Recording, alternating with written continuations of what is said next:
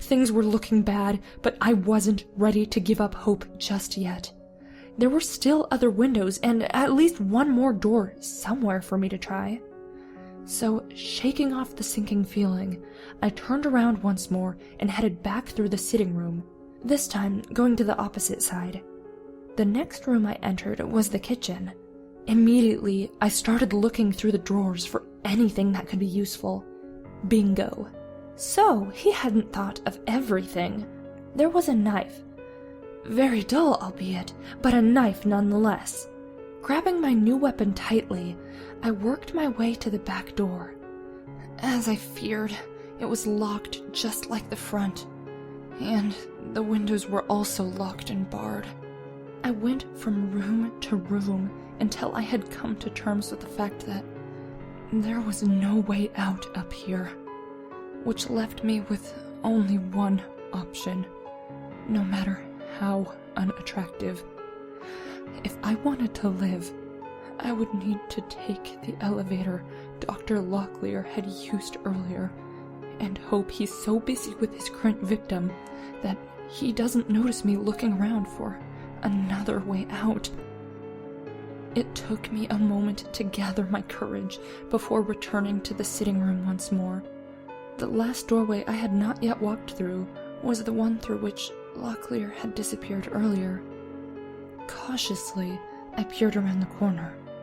It was a short hallway that simply led to a strange, old-looking elevator. Again, it troubled me. What kind of place was this? With a shaking hand, I hit the button to call the elevator back to my level. It took a few moments, and when the old doors slowly opened, I held the knife defensively, half expecting the madman to jump out from behind them. But he was not there. The elevator was completely empty, so I stepped inside. It was strange. It didn't look like a normal elevator. More rough and industrial, like a cargo elevator almost. But before I could ponder this too long, the cart had stopped moving and the doors were sliding open once more. Once again, I recoiled, and once again, he wasn't there. So I tentatively stepped out. It was at this moment that all the pieces came together in my mind. I was in what looked like a large old operating theater. There were gurneys and shelves full of strange liquids and ominous tools everywhere. This wasn't a normal house at all. It was an old-fashioned mortuary. A terrible noise snapped me back to my senses. It was a shriek of utter agony. On both ends of the room I was in, there were doorways. I now knew Locklear was behind the one on the south end of the room, because I could hear the screams of the poor man from earlier. Whatever sedative Locklear had given him early had clearly worn off. It was awful of me, but I was slightly grateful because without his cries, I may have waltzed right in on the doctor. Heading up to the door on the right side, I paused occasionally to make sure I couldn't hear him coming out to the center room. My fingers shook as I took the dirty old doorknob. Incredibly, it opened. However, it did not lead outside like I had hoped. Instead, it took me into another strange room. This one looked more like it was used for storage. There were rows and rows of freezer chests, as well as a tall, strange shelf-like unit on the far wall. As I approached it, I realized what it was. I didn't want it to be true, but the dark curiosity told me to pull one of the large sliding drawers. It was heavier than I expected, but I was able to open it after a bit of tugging. And to my horror, lying neatly on the slab, wrapped tightly in a white bag, was the form of a body. Again, I knew better, but I felt the horrific need to know. So, still shaking, I reached for the zipper. As the bag opened and revealed its contents, I had to fight back the urge to vomit. Lying on the cold slab was yet another man. Or, at least, the shell of one. Pen marks and stitches littered his frame, and the skin on his torso hung loosely, as though he had been hollowed out. Worse yet, both hollow eye sockets had the remaining skin stitched shut, along with the mouth. What disturbed me most was how much blood there was on the sutures. I'm no medical genius, but I'm pretty sure anything done post-mortem wouldn't bleed like that. So this poor bloke must have still been alive when this was going on. And if that sick bastard is as twisted as I'm betting, he probably felt every bit of it too. Fighting off a wave of nausea, I quickly zipped the bag once more and shoved the drawer back in place. The screams had not yet let up, so I knew I still had some time. There was what looked like a heavy garage door at the far end, and I excitedly rushed over to it. I pulled on it as hard as I could, but the heavy steel would not budge. There was a button to automatically open it, but it was inside of a box that required a key to open. I could try smashing it, but that would definitely attract Locklear's attention. No, it seemed as though my only hope was to sneak the key, which the doctor no doubt had in the other room with him. Realizing there was no other way, I turned and began to head back through the strange storage room. Once more, the burning curiosity took me over as I turned to look at one of the freezer boxes. I knew what I was likely to see, but I had to see, just to be sure. Once more, the nausea returned. Carefully packed in ice was a wide array of human organs. I had seen enough. I dropped the lid and gasped for breath. So many freezers. Just how many of them were full? And how many of those morgue drawers were occupied? Just how much destruction was this one man able to wreak in a single year? I couldn't take it. I had to keep moving. Just as I was about to re-enter the main room, I noticed it was quiet. The screaming had stopped. How long ago had it been since I had heard it? I didn't realize. I was so excited over the door I had zoned it out. I froze, not wanting to move. And it paid off. Within a moment, I heard a distant door creak open, and a pair of heavy boots walk out. I didn't dare breathe. I could hear him whistling some deranged, happy little tune while he waited for the elevator. This was it. I had to make a move. When he got upstairs, he would find me missing, and it would only be a matter of time before he realized I was no longer on the upper floor. He was going to come back down here like a bat out of hell, and I needed to make sure I was gone by then. The moment the elevator doors slid shut, I burst through the door. Running swiftly through the large room, I bolted for the door on the south side. I knew it wasn't going to be pretty, but I couldn't allow myself time to prepare for what was behind it.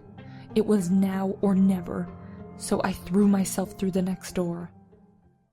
Immediately, the smell hit me. Blood. Bile. A regular potpourri of bodily fluids wafting through the air. Suddenly, I found myself wishing for a mask not unlike the one the doctor wore, but the smells weren't even close to the worst part. What I saw in that operating room was enough to give me nightmares for the rest of my life. The room was filled with several tables under an operating light. One of the tables held a few portable coolers, and the other held what remained of the man I had previously met upstairs. Just like the other corpse, his hollowed eye sockets and mouth had been stitched shut, but unlike before, this man's body had gone to pieces. Literally. Along with the grid-like stitches across his torso, both his arms and legs had been amputated and laid neatly beside him. And next to those lay all of his fingers and toes, also amputated. Each one individually, I'm sure. The sight was so horrific, I nearly forgot my sole reason for entering this death chamber.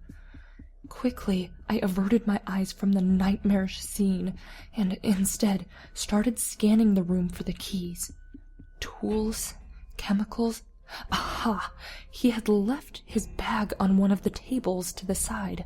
I dove for it and started digging through it. I pulled out a ledger. I quickly skimmed through it and realized it was filled with names and ages.